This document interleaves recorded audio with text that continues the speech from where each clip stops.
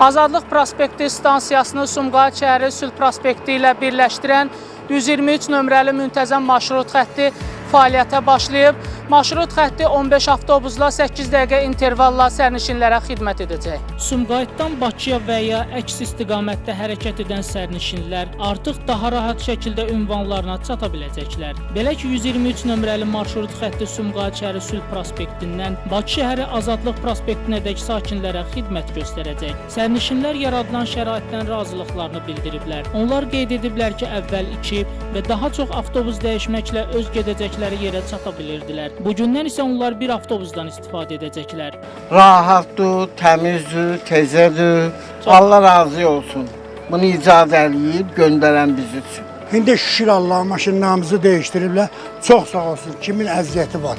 Hamısı sağ olsun. Azadlıq prospekti stansiyasını Sumqayıt şəhərinin Sülh küçəsi ilə əlaqələndirən 123 nömrəli müntəzəm marşrut xətti bugündən sərnişinlərin istifadəsinə verilib.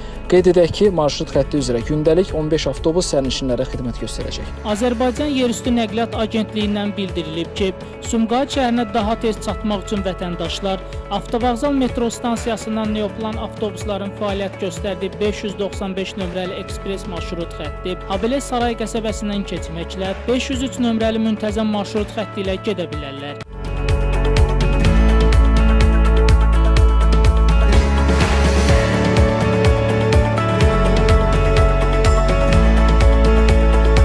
Bakı-Sumqayıt şosesində yaradılan xüsusi hərəkət zolağı isə sərnişinlərin rahat və sürətli daşınmasını təmin edir.